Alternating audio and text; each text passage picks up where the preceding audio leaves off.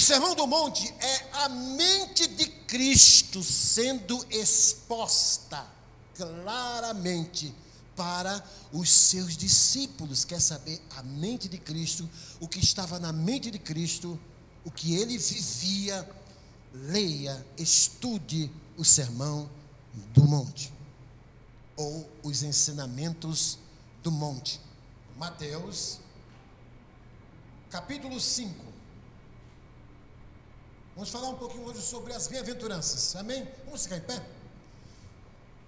Vamos lá, capítulo 5, e após a leitura desse texto, você vai deixar a sua Bíblia aberta, amém?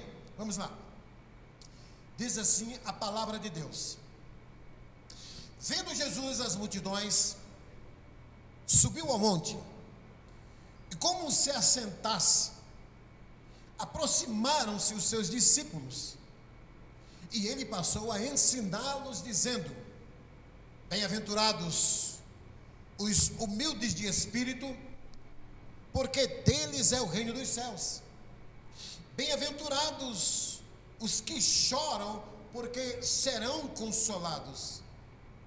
Bem-aventurados os mansos, porque herdarão a terra. Bem-aventurados os que têm fome e sede de justiça, porque serão fartos. Bem-aventurados os misericordiosos, porque alcançarão misericórdia.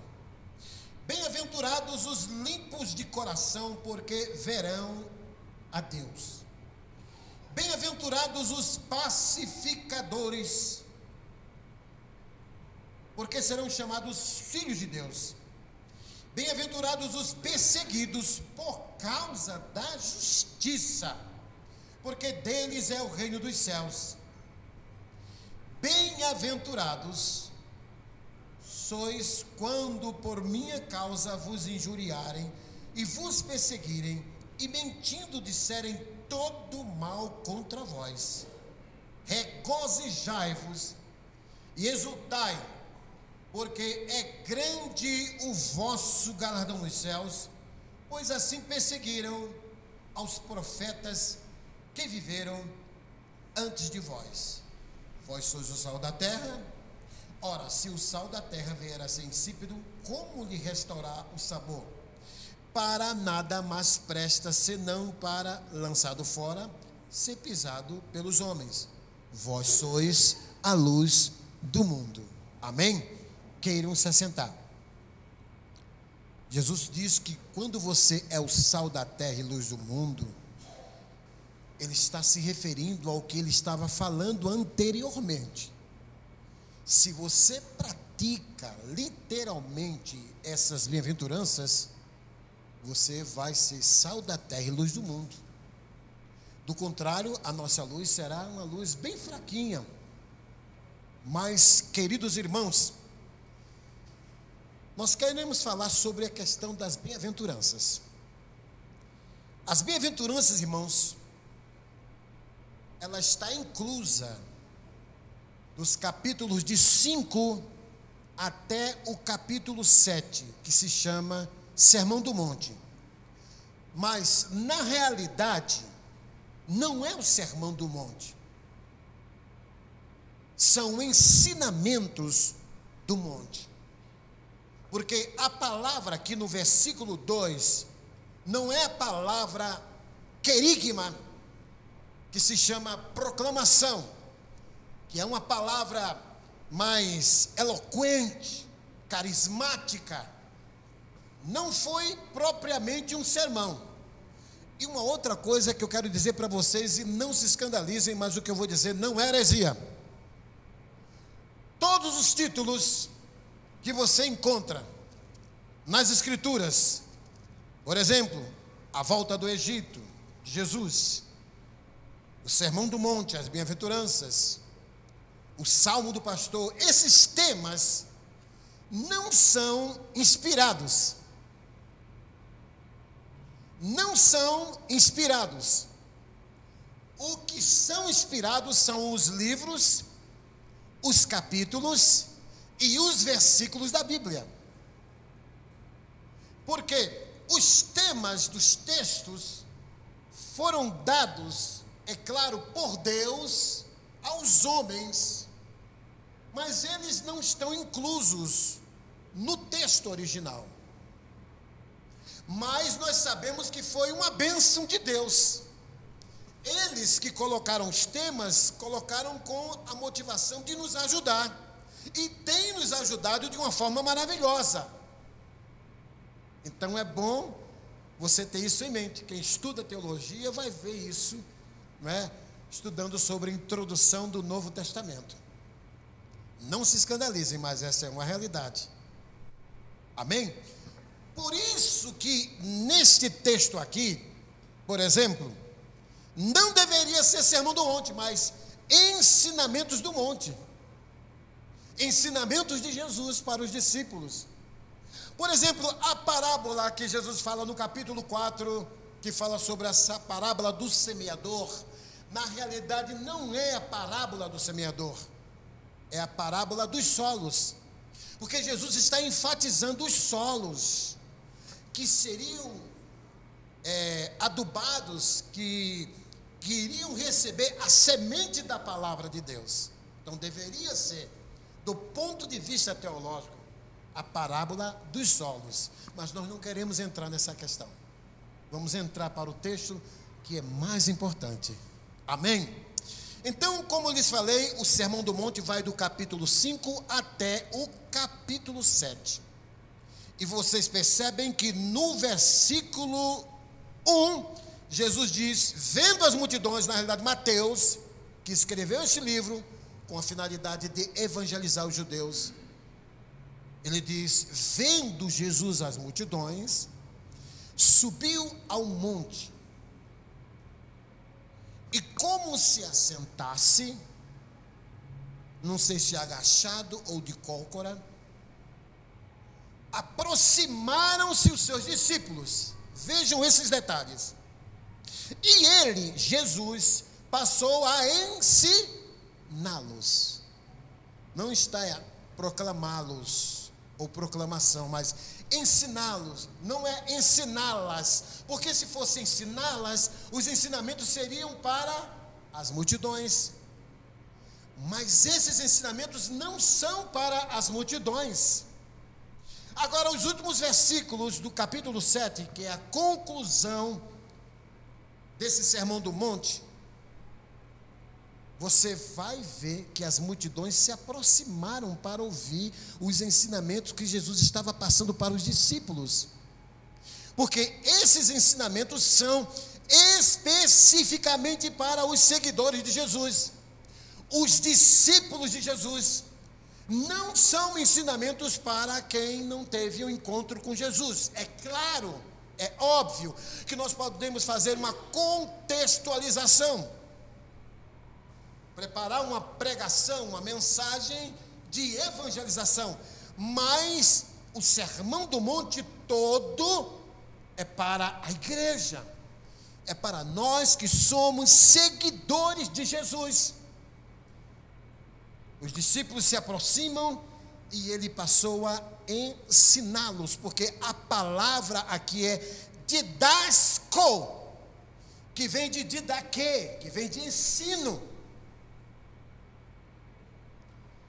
E a ideia de que Jesus estava se posicionando como um professor, ensinando detalhadamente esse sermão para os discípulos. Mas, queridos, o Sermão do Monte é, na realidade, o suprassumo da espiritualidade cristã. Você quer saber quem é espiritual de verdade? Compare a vida dessa pessoa com o Sermão do Monte. O Sermão do Monte é a mente de Cristo sendo exposta claramente para os seus discípulos. Quer saber a mente de Cristo, o que estava na mente de Cristo, o que ele vivia? Leia, estude o Sermão do Monte, ou os ensinamentos do monte. Mas, queridos, antes de entrarmos nas bem-aventuranças, é importante que a gente veja algumas coisas importantíssimas para entendermos melhor essas bem-aventuranças ou o Sermão do Monte. As bem-aventuranças, elas são características do caráter do cristão. Jesus está preocupado, em primeiro lugar, formar, trabalhar o caráter dos discípulos. Por isso que as bem-aventuranças são características do caráter do cristão. As bem-aventuranças, elas não são atitudes de alguns privilegiados, mas de todo cristão. Por exemplo, eu já ouvi algumas pessoas dizendo: como eu gostaria de ser como fulano de tal, ele é tão manso, ele é tão calmo. Como eu gostaria de ser como fulano, ele é tão humilde. Eu tenho dificuldade porque sou muito vaidoso, sou prepotente, arrogante. Eu tenho dificuldade de viver essa bem-aventurança, a humildade, a mansidão, porque eu tenho um temperamento agressivo. Amados irmãos, as bem-aventuranças, elas precisam ser desenvolvidas no caráter de cada um de nós, seja em maior ou em menor proporção, mas todas precisam ser desenvolvidas na nossa vida. E eu não posso escolher uma dessas bem-aventuranças para me caracterizar como um verdadeiro cristão. Eu tenho dificuldade de ser manso porque sou muito nervoso. Mas eu tenho dificuldade, eu tenho facilidade de ser uma pessoa que chora. Eu sou muito fleumático, choro facilmente. Então eu vou escolher essa bem-aventurança para vivê-la. Eu não posso separá-la. Eu não posso escolher uma delas para vivê-la. Porque as bem-aventuranças, elas não podem ser divididas. Todas elas precisam estar na nossa vida, precisam ser realidades na nossa vida, precisam ser desenvolvidas. É como se fosse um cacho de uva, como se fosse uma laranja, cujos gomos precisam todos ser ingeridos. As bem-aventuranças são muito parecidas com o fruto do Espírito. Aí você vai ler em Gálatas capítulo 5, quando Paulo diz que o fruto do Espírito ele fala sobre também o caráter do cristão. O fruto do Espírito ele não diz são. Todas as traduções dizem isso. O fruto do Espírito aí ele diz amor, domínio próprio. O que mais? Bondade, longanimidade. Ele não diz são, porque é um cacho de uva. É uma laranja cujos gomos precisam ser ingeridos. Então não posso viver apenas uma dessas bem-aventuranças. Todas elas precisam ser desenvolvidas na minha vida, seja em maior ou em menor proporção. Queridos, as bem-aventuranças são declarações de bênçãos para o aqui e agora, mas também para o futuro. Você vai perceber claramente promessas de Deus. Bem-aventurado significa o quê? Muito feliz. Existem vários livros que estudam as bem-aventuranças, que tem o título de A Verdadeira Felicidade. Eu estou escrevendo um chamado sobre a felicidade paradoxal, que é baseado no Sermão do Monte. E então, quando ele fala aqui, irmãos, bem-aventurado significa uma pessoa abarrotada de felicidade. Significa que aquela pessoa, ela é feliz independente do posicionamento social, independente da sua condição social, das circunstâncias que ela esteja vivendo. Felizes. Os discípulos já eram felizes pelo fato de estarem seguindo a Jesus, mas Jesus estava dizendo: vocês podem viver uma felicidade com mais intensidade. Bem-aventurados. Bem-aventurados, a palavra bem-aventurado, que significa muito feliz, essas bem-aventuranças, na realidade, elas são uma contracultura da sociedade vigente. É uma cultura totalmente diferente da cultura bíblica, da cultura do mundo. Ou seja, as bem-aventuranças são a contracultura em relação ao mundo. Por exemplo, o conceito de felicidade do mundo é diametralmente oposto ao conceito que Jesus nos dá aqui nesse texto sobre felicidade. Por exemplo, o que é que o mundo fala sobre felicidade? O mundo diz assim: olha, bem-aventurados, felizes são os arrogantes, os prepotentes, os poderosos, os de nariz empinado. Esses sim são verdadeiramente felizes. Os que não são os últimos. Os primeiros é que são felizes. Jesus diz o contrário. Não. Felizes, bem-aventurados, os humildes de espírito, porque deles é o reino dos céus. O mundo nos ensina o que, irmãos? Bem-aventurados os que andam dando gargalhadas, que escutam piadas indecentes, passam a noite toda se divertindo, que não tem nenhum motivo para chorar, que não derrama nenhuma lágrima. Felizes são esses que estão curtindo a vida. E Jesus diz o quê? Não. Felizes os que choram. A cultura do evangelho é totalmente diferente da cultura que a sociedade tem. É por isso que somos diferentes. Bem-aventurados, felizes os que choram. O Carl Jung, ou foi Carl Jung ou foi Freud, parece-me que foi Freud, diz que quando Jesus estava proferindo esses ensinamentos, Jesus estava fora de si, ele estava alucinado. Isso não é verdade. Bem-aventurados os que choram. A Bíblia diz: o choro pode durar uma noite, mas a alegria vem ao amanhecer. Como é gratificante chorar na presença de Deus.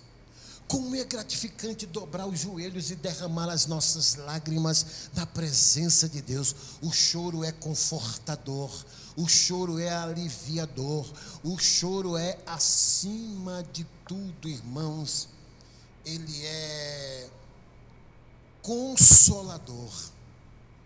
Quem chora se consola. Queridos irmãos, o mundo também ainda diz o seguinte: bem-aventurados os violentos,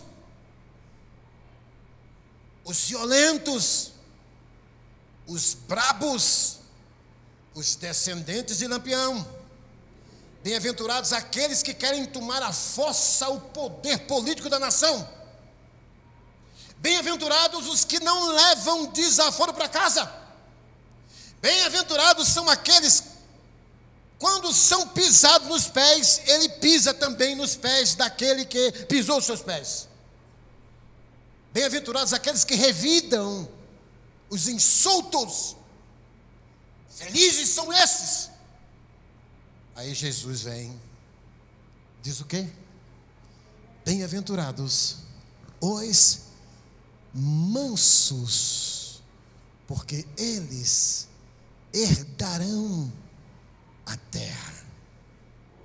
Você já pensou se você chega com esse discurso, com todo respeito a esses movimentos populares? Se você chega com esse discurso para os MSTs, bem-aventurados os mansos, porque herdarão a terra. O que Jesus quis dizer com isso, irmãos? Preste atenção. A mente dos discípulos ainda era uma mente revolucionária. Alguns discípulos queriam tomar o poder de Roma, queriam derrubar o Império Romano pela força. Chegou o Messias, esse vai nos ajudar a derrubar esse Império Romano maligno que nos escraviza.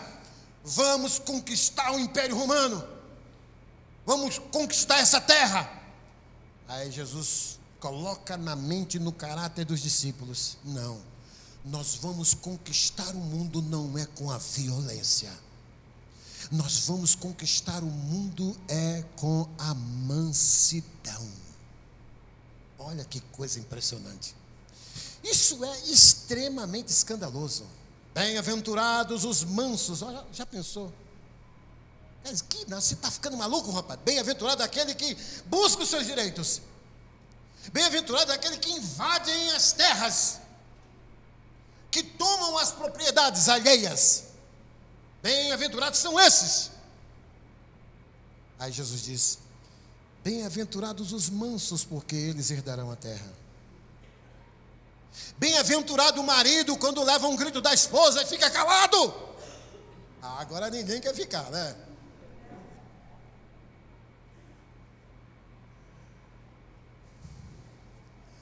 Queridos irmãos,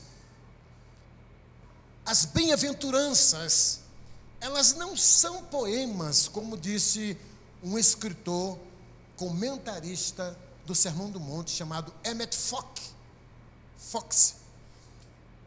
Ele disse que as bem-aventuranças, especificamente, elas têm uma conotação poética.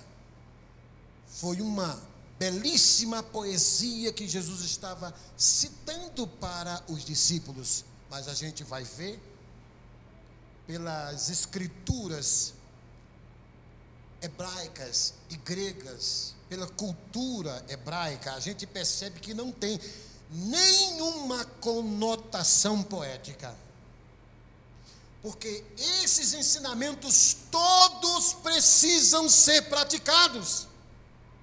Tanto é que quando Jesus está concluindo o Sermão do Monte, ele conta uma parábola. O que é que ele diz? Olha que coisa impressionante. Vamos ler esse texto. Capítulo 7. Ele diz assim, sobre a questão do homem que edificou a sua casa sobre a rocha. Ele diz: o homem prudente é aquele que edificou a sua casa sobre a rocha.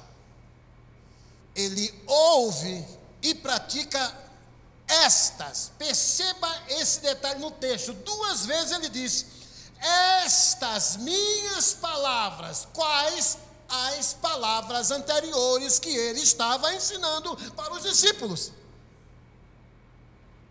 Todo aquele que ouve e pratica estas minhas palavras, ouve e praticam estas minhas palavras, será considerado a um homem que edificou a sua casa sobre a rocha. Significa que a sustentabilidade na vida de quem ouve, mas também pratica a palavra de Deus, especificamente o Sermão do Monte. Do contrário, Jesus está dizendo que quem ouve, mas não pratica, ele não tem sustentabilidade espiritual. Vêm as lutas, as dificuldades, as tempestades, as tribulações, os escândalos, e eles que não têm sustentabilidade bíblica se afastam da casa de Deus. Então só podemos afirmar categoricamente quando nós estamos praticando a palavra de Deus, afirmar que estamos firmes. Porque tem gente que diz que está firme, mas não pratica a palavra de Deus, então não é uma firmeza verdadeira. A firmeza verdadeira se estabiliza na vida, se concretiza na vida daqueles que ouvem e praticam a palavra de Deus. E aí ele conclui: estas minhas palavras, ouve e as pratica, estas minhas palavras. Então, perceba que todo o sermão do monte precisa ser praticado por mim e por você. Não foi apenas para os discípulos.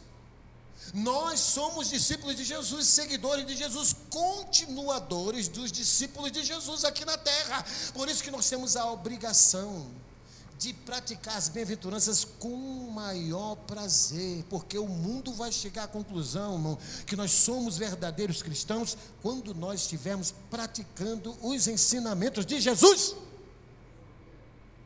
Não são os ensinamentos da Ellen White, não são os ensinamentos do Karl Barth, não são os ensinamentos de alguns teólogos respeitados, que eu também respeito, mas são os ensinamentos de Jesus que trazem sustentabilidade.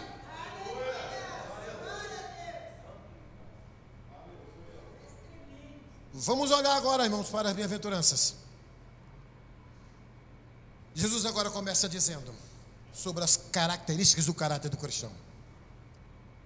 Jesus diz: felizes os humildes de espírito, porque deles é o reino dos céus. Você está muito arrogante, meu irmão, minha irmã, muita arrogância. Os humildes, eles têm acesso a Deus. Os arrogantes, Deus dá as costas. Jesus diz: felizes são aqueles que são humildes, porque eles têm acesso a Deus. Felizes são aqueles que são humildes, porque eles reconhecem a sua total dependência de mim. Como é bom, irmãos, declarar para Deus que a gente depende totalmente dEle. Você ter o seu emprego ou sua aposentadoria avantajada, glória a Deus por isso.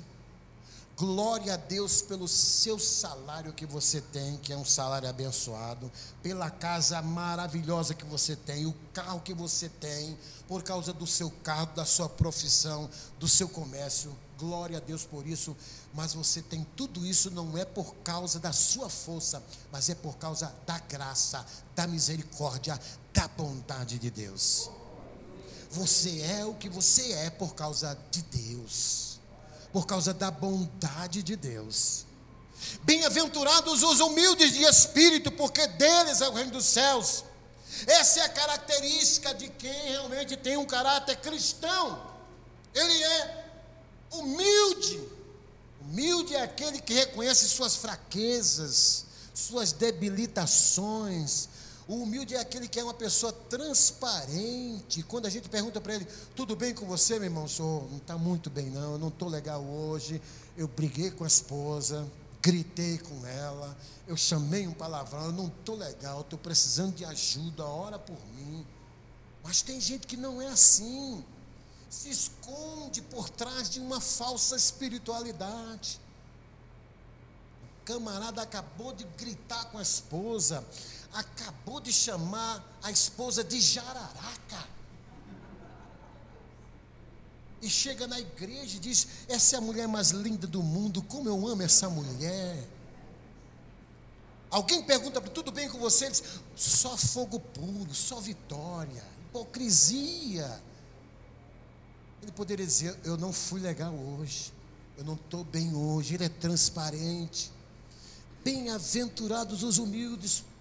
Irmãos, a gente sabe muito bem que Jesus, falando sobre o fariseu e o publicano, essa parábola é maravilhosa, em Lucas capítulo 18, quando Jesus fala de um homem religioso, um fariseu radical nas escrituras, decorava, irmãos, as escrituras, os 5 livros da Bíblia. Os primeiros ele tinha decorado, lia as escrituras diariamente, orava 2 horas por dia, não perdia um culto, era fiel dizimista,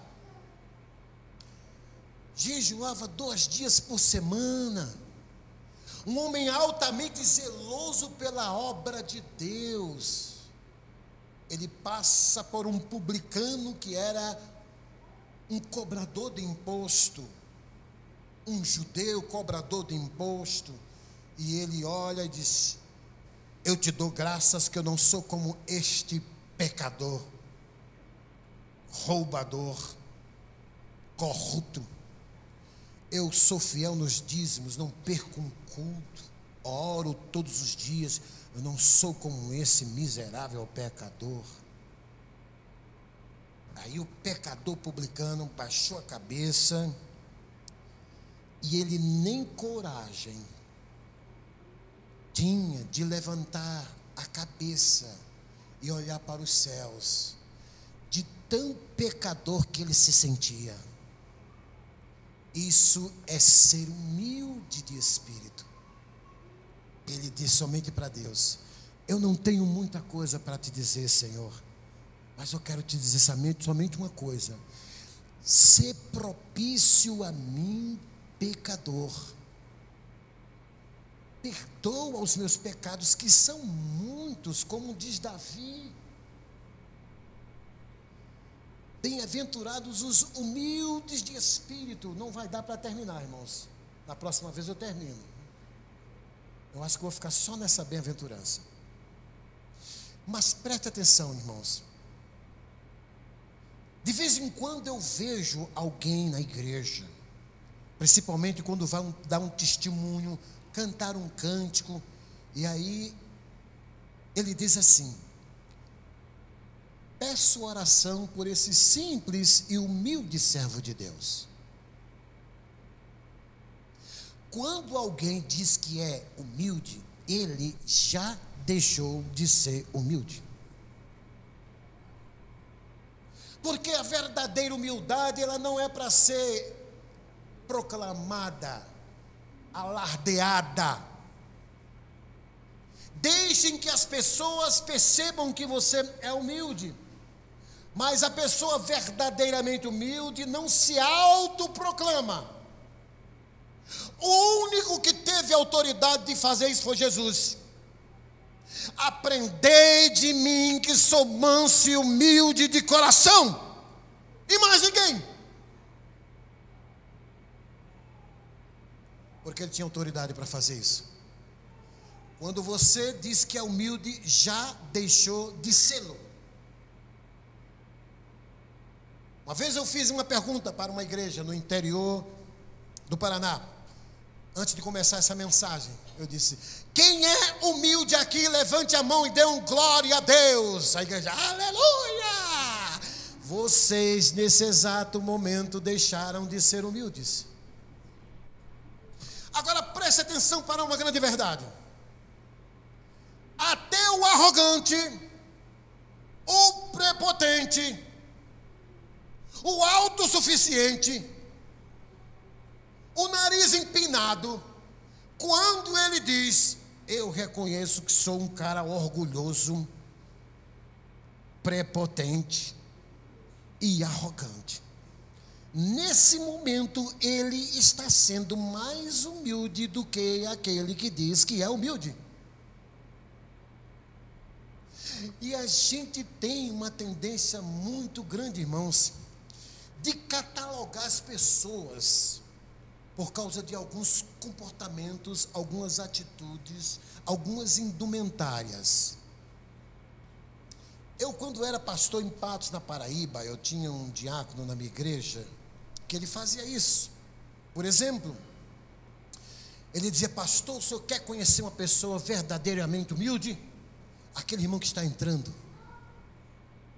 O irmão andava com a Bíblia assim, debaixo do braço. Ele ficava no último banco. Terminava o culto, ele ia embora.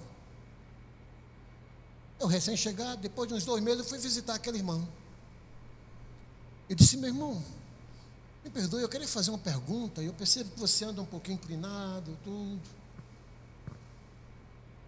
Qual o problema que você tem? Ele disse: pastor, eu sou um pedreiro aposentado, sofri um desastre, caí, quebrei a cravícula e fui aposentado e até hoje eu sinto dores. Então, quando eu coloco a Bíblia aqui, alivia um pouco as dores. E aí o irmão Geraldo dizia assim: ali está um irmão humilde, pela maneira dele andar, só porque ele andava assim. Os caputinos fazem isso. Outro dia eu vi alguns deles que infelizmente não entenderam a mensagem de São Francisco de Assis, que foi um tremendo homem de Deus. Não entenderam. Francisco de Assis jamais ensinou que você deveria ir às ruas para pedir esmola. Jamais. Eu vejo lá no centro de Santo André, alguns lá todo de marrom, raspado a cabeça, para mostrar humildade. Tem gente, irmãos, que anda com brinco, maquiado, num chique, mas é mais humilde do que aquele irmão que anda relaxado. Outro dia o irmão Geraldo disse: a gente conhece uma pessoa de oração, pastor, pelo bico do sapato dele. Como assim? Olha o bico do sapato daquela irmã. Daquele irmão, aliás. Todo estragado, porque ele fica de joelho. Isso é amém. Eu fui perguntar a esse irmão. Olhei assim: interessante, irmão, todo sapato que você tem, o bico é estragado. O que é que está acontecendo? O que é isso? Ele disse: pastor, eu tenho um vício horrível. Tudo que eu vejo na frente eu quero chutar. Uma pedra, uma lata, tudo. Uma vez colocaram uma pedra grande numa caixa de sapato e eu pensava que ela estava vazia. Quando eu chutei, eu tive um problema sério na minha perna. A pessoa pode ser até uma pessoa humilde, uma pessoa de oração, mas não por causa dessas características.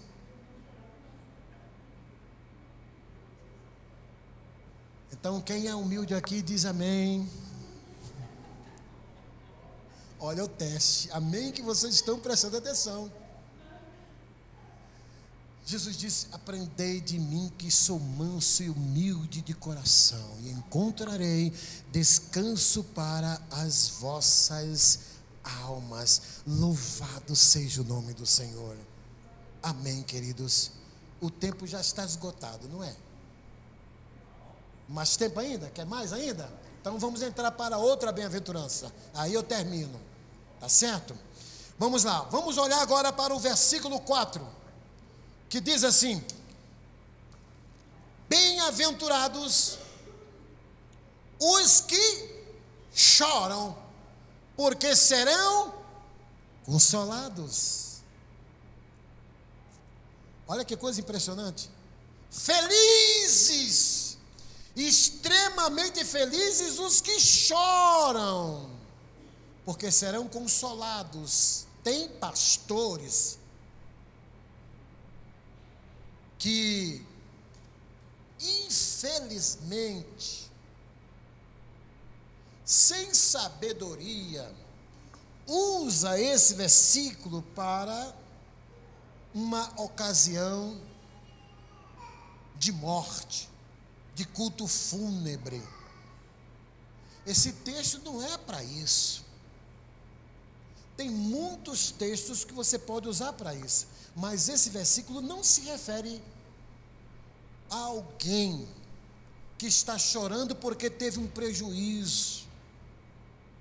Eu comprei aquele carro e tive um prejuízo imenso.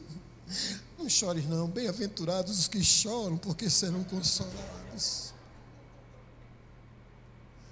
Eu me lembro quando os Mamonas Assassinos morreram naquele acidente, lá em Guarulhos, e uns 4 jovens na igreja, nos últimos bancos, chorando, irmãos. E eu pensava que era por causa do culto, da mensagem. E perguntei ao pastor: jovens quebrantados, E o pastor, aquilo ali, aqueles 4 são uma peça na igreja. Eles estão chorando porque eles eram fanáticos do Mamonas Assassinas. E aí vai eu lá e dizer, bem-aventurados os que choram. Isso não se aplica, irmãos. Tem gente que usa esse versículo para isso. Bem-aventurados os que choram, porque serão consolados. Tem a ver com o primeiro versículo, porque o primeiro versículo se refere ao arrependimento. Você olha para si e percebe a sua pecaminosidade, e percebendo a sua pecaminosidade, você recorre ao Cordeiro de Deus que tira o pecado do mundo, pedindo perdão e misericórdia. Sê propício a mim, pecador, arrependido. E aí o resultado é que você chora por causa dos seus pecados, por causa das suas fraquezas. Me lembro quando eu tive essa primeira experiência, novo convertido, cometi um pecado, meu Deus do céu. Quando eu cheguei em casa, irmão, dobrei o joelho, chorei tanto que eu nunca chorei na minha vida. Novo na fé, irmão. Esse é o choro. É o choro da contrição. Teologicamente, o choro, a humildade, se refere teologicamente a arrependimento, ao arrependimento. A humildade se refere ao arrependimento, teologicamente falando. Os que choram, teologicamente falando, se referem àqueles que estão contritos. Arrependimento e contrição. É uma pessoa sensível que está contrita com Deus, ligada. É uma pessoa que não perdeu a sensibilidade espiritual. Muitos crentes estão perdendo essa sensibilidade espiritual. Praticam pecados, mas não choram, não lamentam, não pedem perdão a Deus, nem dá uma tapinha na boca. Tinha alguém que fazia, Deus misericórdia, dá tapinha na boca, né? Nem isso fazem mais. Tem crente brincando com o pecado. Isso é muito sério. Bem-aventurados os que choram, porque serão consolados.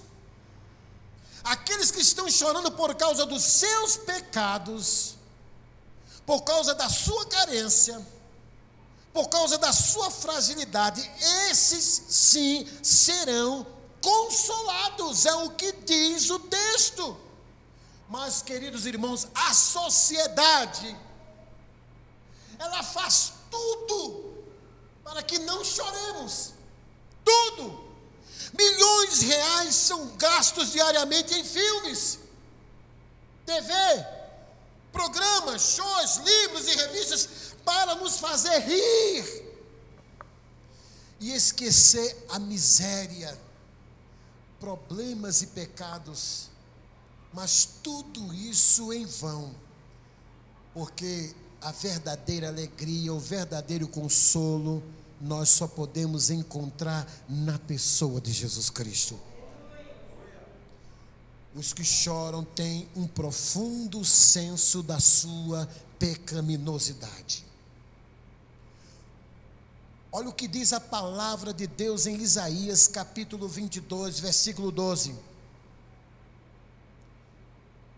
Ele diz que os que choram demonstram uma profunda sensibilidade espiritual.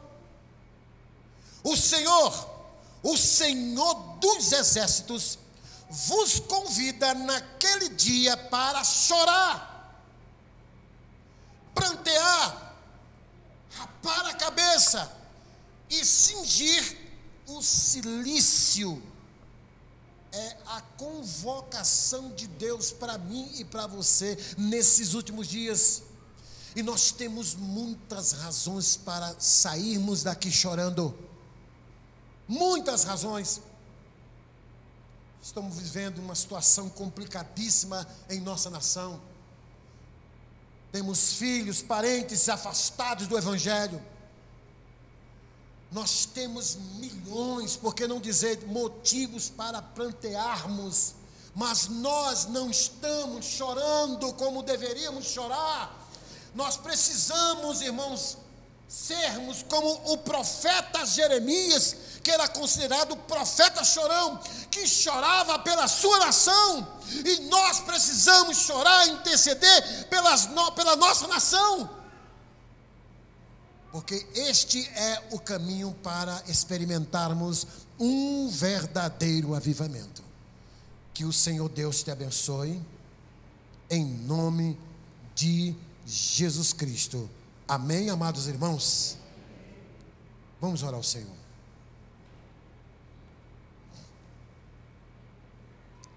Querido Deus, amado Pai, o que nós queremos te pedir nessa noite é que o Senhor nos ajude a praticar, a viver essas bem-aventuranças.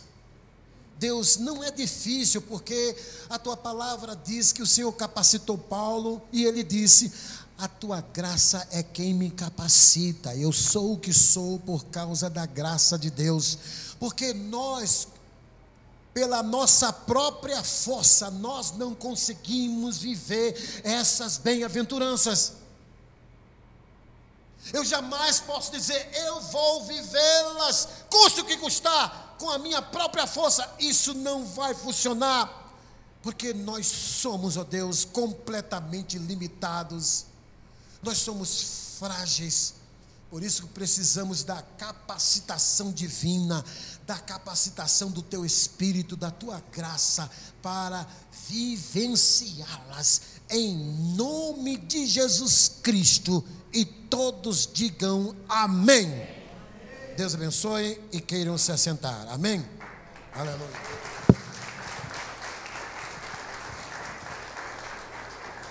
Agora tem as bênçãos apostólicas.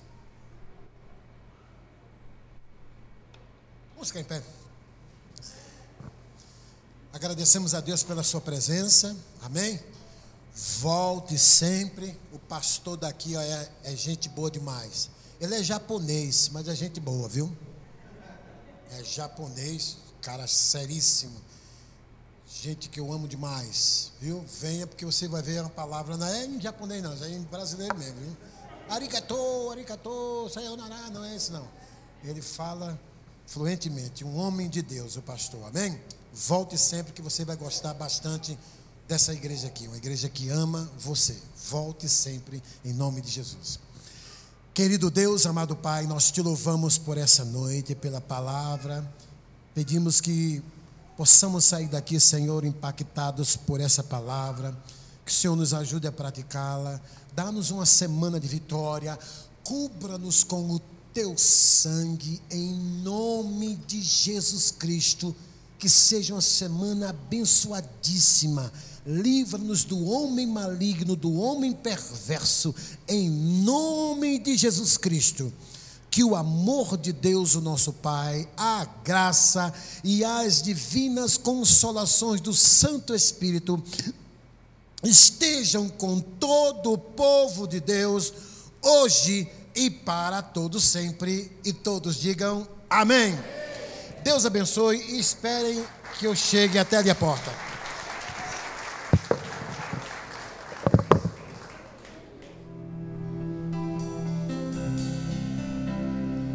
Vamos adorar o único que é digno do nosso louvor, da nossa adoração nessa noite. Ao único que é digno de receber a honra e a glória, a força e o poder, ao Rei eterno, imortal, invisível, mas real, a Ele ministramos o louvor. Ao único que é digno de receber a honra e a glória, a força e o poder, ao Rei eterno, imortal, invisível, mas real,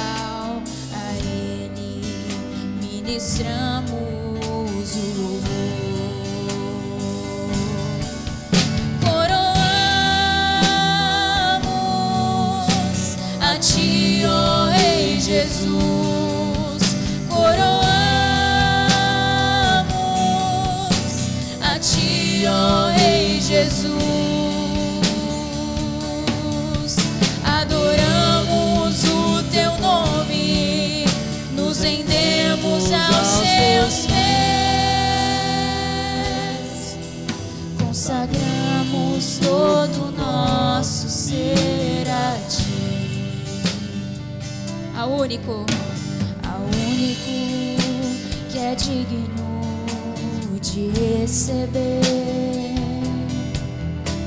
a honra e a glória, a força e o poder, ao Rei eterno, imortal, invisível, mas real. A Ele ministramos o louvor, ao único que é digno de receber a honra e a glória, a força e o poder,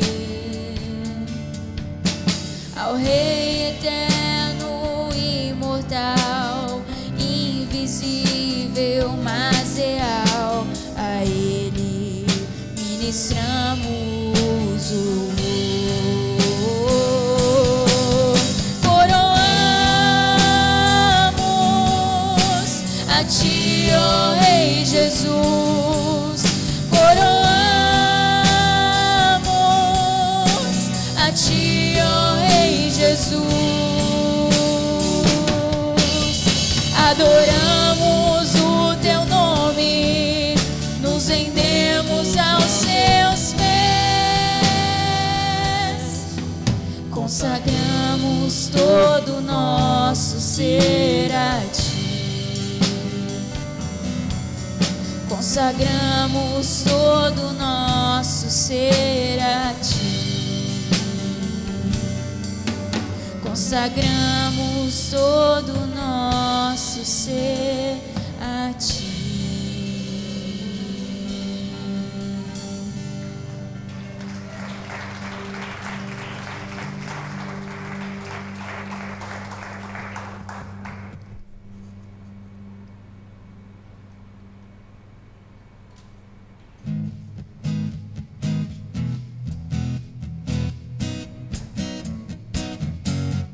Aleluia, aleluia.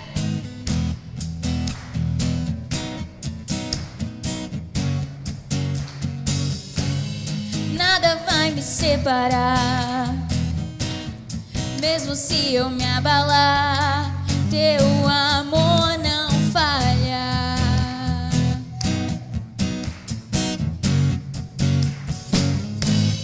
Mesmo sem merecer, Tua graça se derrama sobre mim, Teu amor não falha.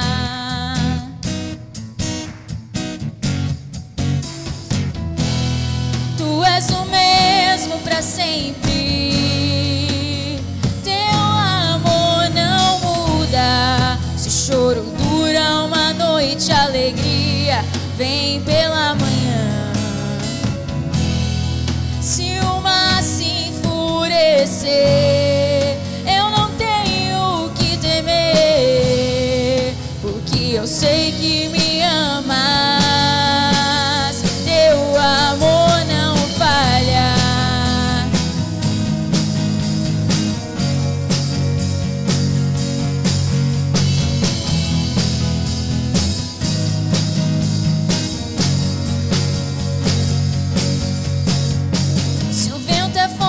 Profundo mar, Tua presença vem me amparar, Seu amor não falha.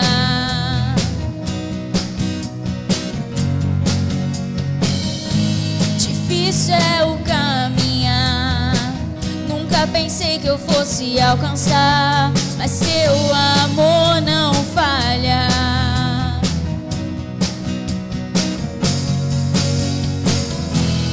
Tu és o mesmo para sempre, Teu amor não muda. Se choro dura uma noite, alegria vem pela manhã. Se o mar se enfurecer, eu não tenho que temer, porque eu sei que me amas.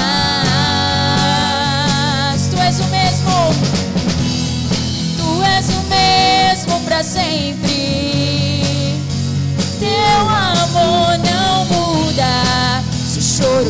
dura uma noite, a alegria vem pela manhã.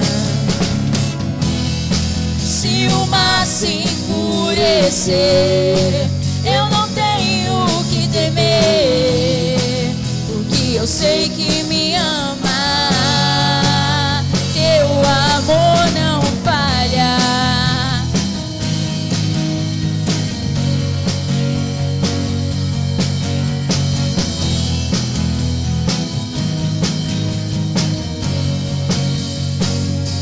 Tu fazes que tudo coopere para o meu bem. Tu fazes que tudo coopere para o meu bem. Tu fazes que tudo coopere para o meu bem. Tu fazes que tudo coopere para o meu bem. Tu és o mesmo para sempre.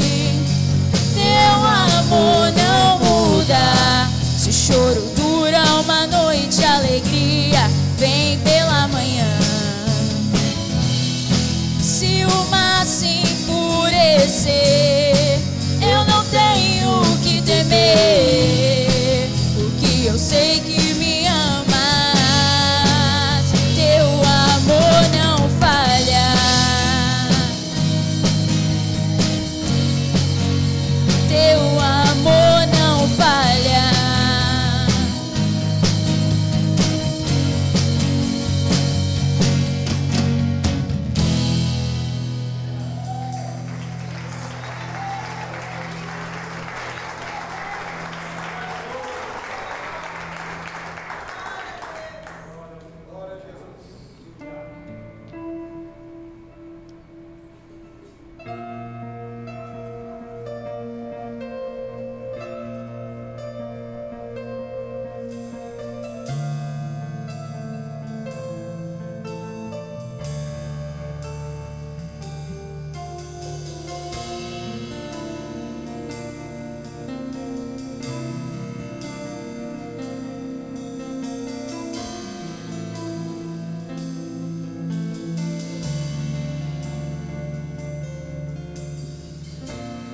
Eu me rasgo por inteiro,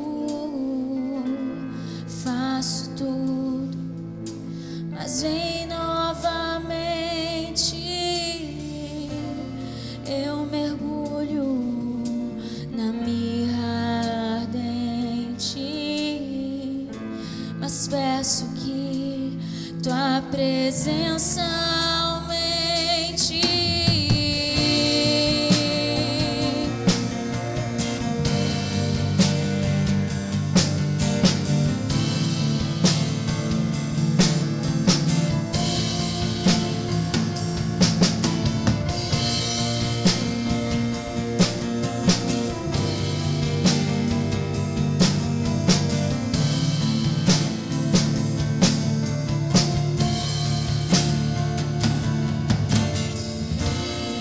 Eu me rasgo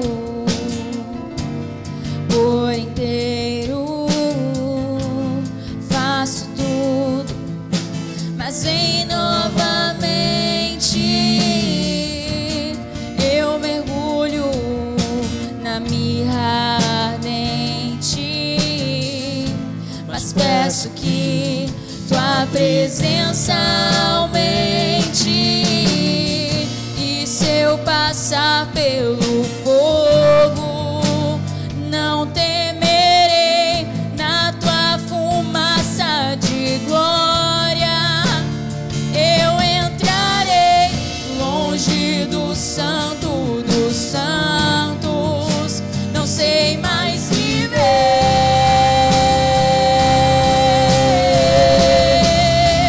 Quem já pisou no santo dos santos, em outro lugar, não sabe viver. E onde estiver, clama pela glória, a glória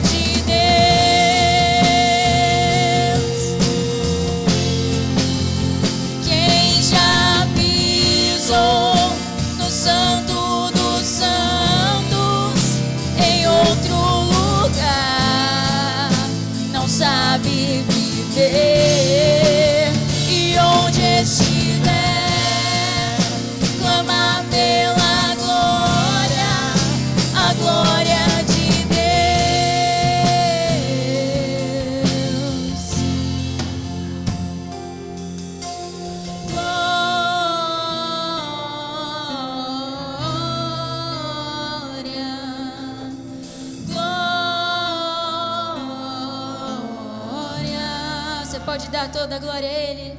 Glória.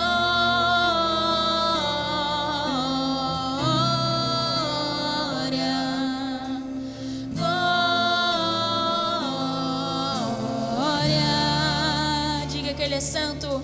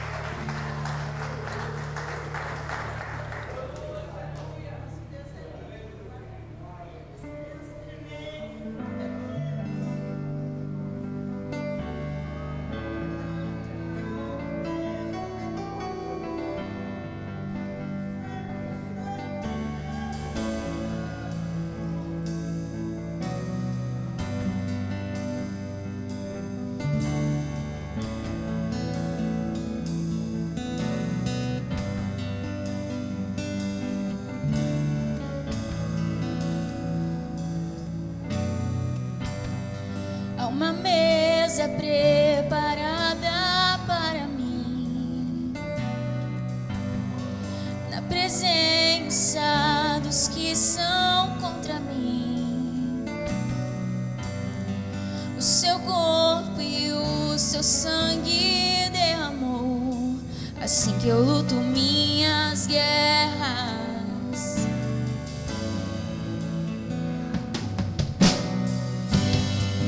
Uma mesa preparada para mim,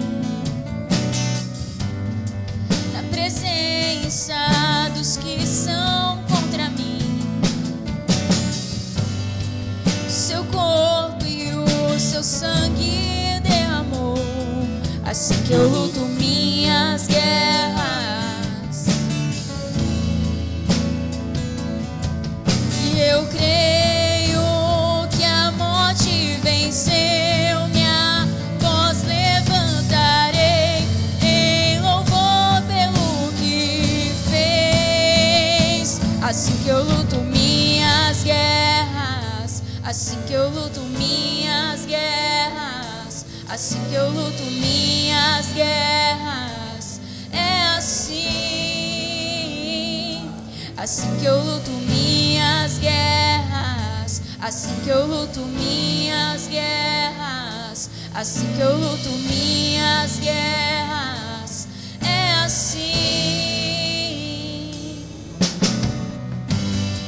Pelo vale caminha junto a mim, é certo de misericórdia e bondade segue-me.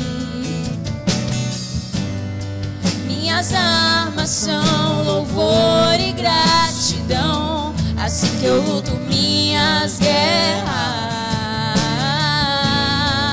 Eu creio, e eu creio que a morte venceu. Minha voz levantarei em louvor pelo que fez. Assim que eu luto minhas guerras, assim que eu luto minhas guerras, assim que eu luto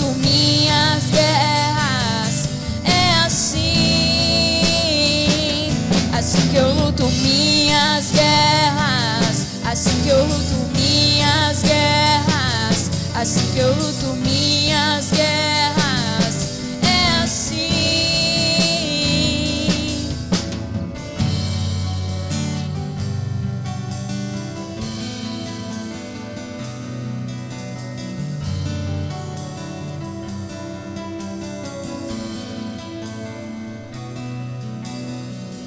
Parece que estou cercado, mas sou guardado por ti. Parece que estou cercado, mas sou guardado por ti. Parece que estou cercado, mas sou guardado por ti. Parece que estou cercado, mas sou guardado por ti.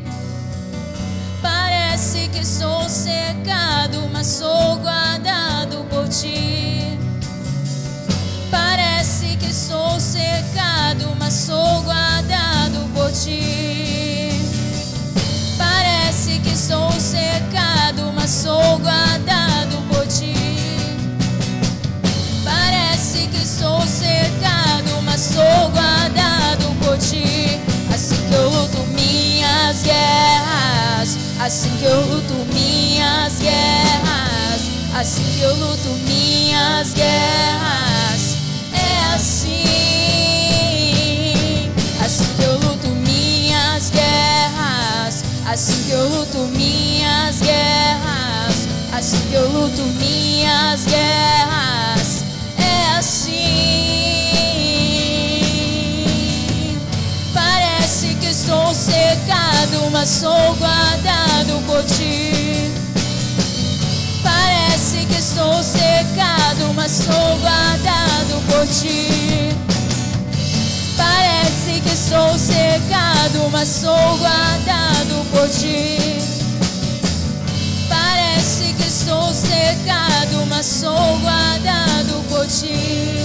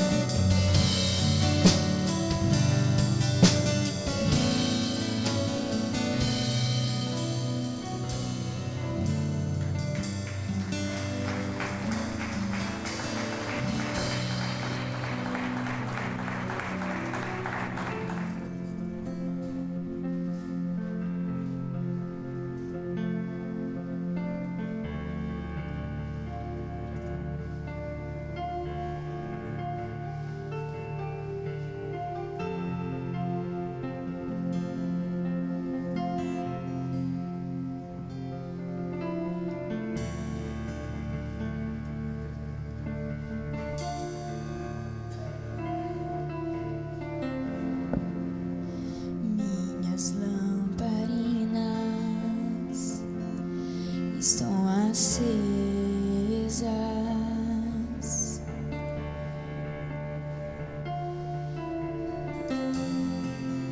Só estou esperando o barulho dos teus passos em direção à porta.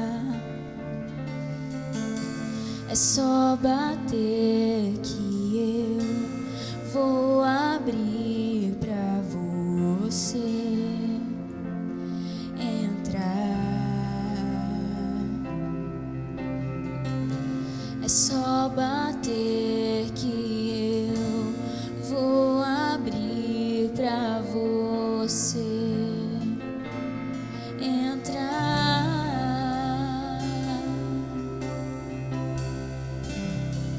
Eu já coloquei as minhas vestes brancas, estou só te esperando. Vem, vamos dançar, Maranata,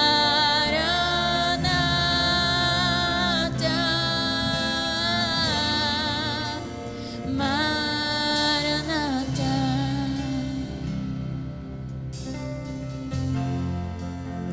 Minhas lamparinas estão acesas.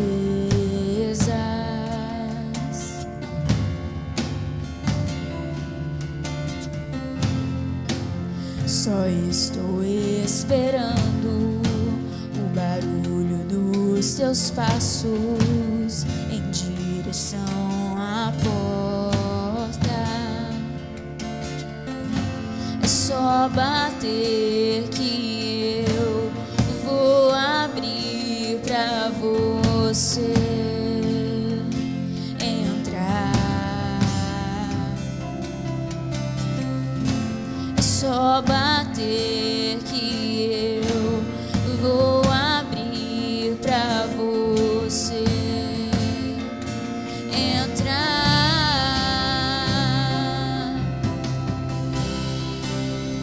Eu já coloquei as minhas vestes brancas, estou só te esperando. Vem, vamos dançar, Maranata,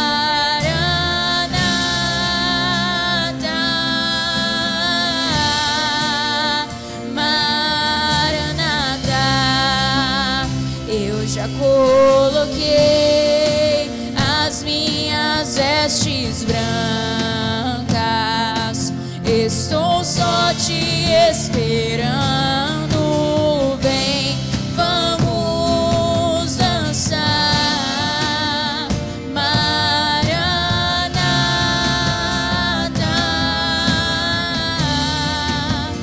Maranata.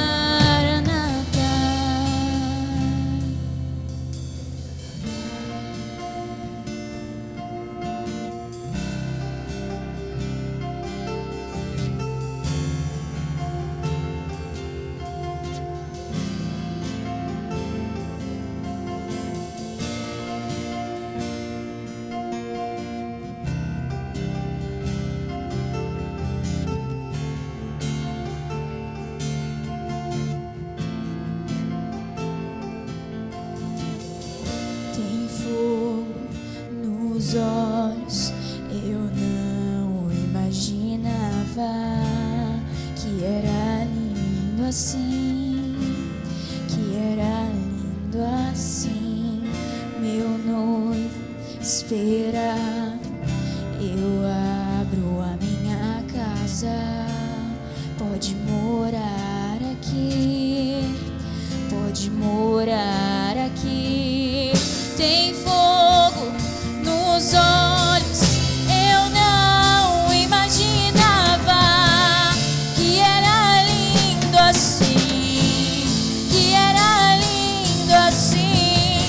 Meu noivo esperado, eu abro a minha casa, pode morar aqui, pode morar aqui.